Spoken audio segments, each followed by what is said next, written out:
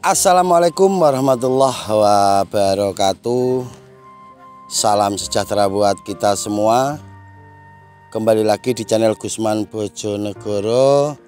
Hari ini kita sedang ada di Desa Mbunut, Kecamatan Wedang, Kabupaten Tuban. Ini di lahan Bapak Kasnan atau yang terkenalnya di sini Caknan. Ini lahan terbiasa ditanami melon. Nggih Pak nggih. Tanam melon, saat ini beliaunya tanam bawang merah dan ngundang Gusman Bojonegoro untuk melihat lahannya dan melihat tanamannya. Yang jelas yang pertama, lahan ini sangat tidak layak untuk ditanami bawang merah. Awalnya beliau mau ngundang Gusman Bojonegoro suruh melihat lahannya layak atau tidak, tapi belum jadi, diundur, dan sekarang ngundang Gusman Bojonegoro di saat tanamannya saat ini 12 HST. Ini kalau di wilayah saya namanya sawah batang, tidak bisa membuang air. Terus saat ini kenapa bawangnya tumbuh rata dan masih bagus? Karena masih ngambil nutrisi dari umbinya. Nanti akan muncul masalah di 18 hari ke atas. Ini tadi sudah saya bilang ke Caknan. Dan untuk solusinya, lahan ini airnya harus dibuang, selalu dibuang. Semoga kita doakan, semoga tanaman Caknan ini bisa sesuai dengan yang diharapkan Caknan.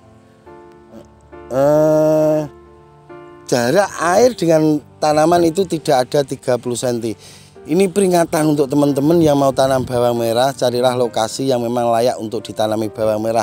Kalau lahan seperti ini sangat tidak layak untuk ditanami bawang merah, terlebih pada musim penghujan. Ini musim kemarau, semoga masih bisa tertolong dan kita akan bantu semampu kita ya Cub ya.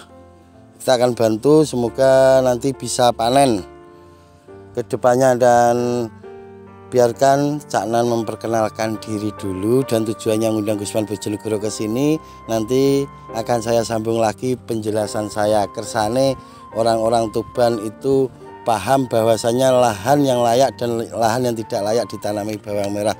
Monggo. Mboten napa-napa. Nggih, cerita mawon tujuan jenengan ndugikake Gusman. Monggo.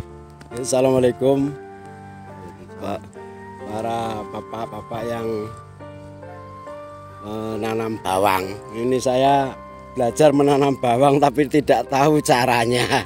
Waktu mau nanam itu mau ngundang Gusman tapi gagal karena kesibukan. Akhirnya saya tanami langsung. Begitu saya tanami usia 12 HST kok ada gejala apa itu ujung daunnya itu kuning-kuning. Saya akhirnya terpaksa manggil Gusman untuk nyurvei bagaimana caranya menangani untuk bawang seperti ini. Saya kan nol, belum tahu ilmunya nanam bawang itu. Akhirnya saya minta tolong sama Gusman Bojonegoro ini. Ya seterusnya saya suruh minta tolong mantu bagaimana solusinya baiknya, gitu aja Gus. Ya makasih. Oke, terima kasih untuk Caknan itu penjelasannya karena belum terbiasa. Nanti kalau sudah terbiasa enak menjelaskannya. Kita akan bantu semampu kita, tapi kita juga harus bicara apa adanya. Ngapunten Caknan nggih. Saya harus ngasih pembelajaran itu yang sebenar-benarnya. Jadi biar petani itu benar-benar paham mana yang layak dan mana yang tidak layak. Tetap pada slogan kita, berbagi kita akan mengurangi, ojo bosen tumindak becik. Ini bedengannya juga terlalu lebar. Sudah bedengannya lebar, air tidak bisa dibuang. Air itu mengenang guys, karena rata-rata wilayah sini itu tanamnya padi, ini dikelilingi padi dan airnya langsung dari Bengawan Solo. Jadi setiap hari ada air mengalir. Terus nanti biar tanamannya disut sama Mas Yusuf Wijayanto. Saya itu paling tidak bisa nahan kalau lihat tanaman itu yang memang tidak layak gitu loh guys. Ini pertumbuhannya bagus, benihnya bagus. Tapi media tanamnya yang tidak bagus. Nanti ini belum dipupuk Caknan nggih. Nanti sebelum pupuk kita sarankan untuk ngasih kalsium guys, karena ini terlalu lembab dan hifa putih muncul, itu berarti tanda-tanda kelembapan tinggi dan tanda-tanda kelebihan unsur sulfur, kelebihan nitrogen juga ini. Jadi nanti tidak boleh memupuk pakai zat A, tidak boleh, karena zat A ada kandungan sulfurnya. Pupuk pakai NPK saja ya, pakai NPK saja. Nanti kalau mau dibarengkan sama kalsium monggo, atau disebari kalsium dulu baru dipupuk. Tapi yang jelas yang paling urgent, yang paling penting ini airnya harus dikuras. Kalau air ini masih tetap menggenang di lahan ini, kita berusaha semaksimal apapun, kegagalan itu sudah menunggu di depan mata. Jadi air ini harus habis, harus disedot kalau memang benar-benar pengen panen. Dan penggunaan pupuk harus hati-hati. Ini sekali dipupuk pakai pupuk Jokowi, tak jamin hancur. Dan semoga apa yang kita jelaskan ini benar-benar bisa dipahami.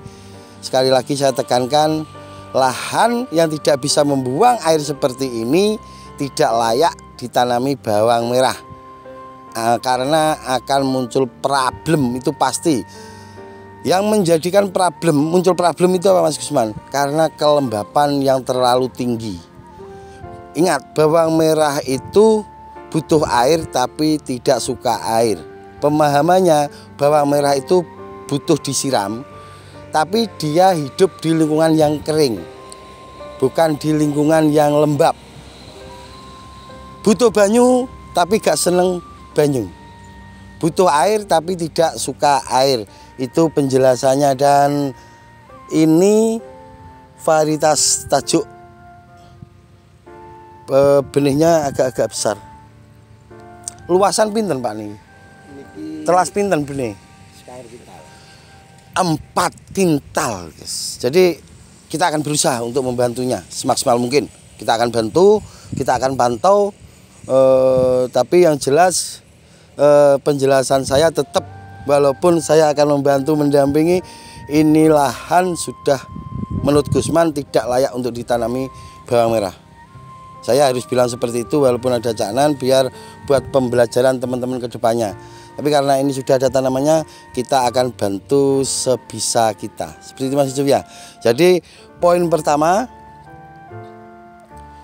air sama akar tanaman itu harus lebih dari 30 cm jaraknya. Dan ini tidak ada, karena airnya ini menggenang. Setiap dikuras pasti air sudah masuk. Terus poin yang kedua, jangan tanam bawang merah di sawah batang, sawah yang tidak bisa membuang airnya. Itu tetap pasti kedepannya akan bermasalah. Daripada jenengan rugi, mending ikuti saran-saran Gusman Bojonegoro. Karena kunci sukses tanam bawang merah itu di benih yang kualitas dan lahan yang memang layak untuk ditanami. Olah lahan yang benar-benar maksimal, itu kunci sukses tanam bawang merah. Dan yang ketiga,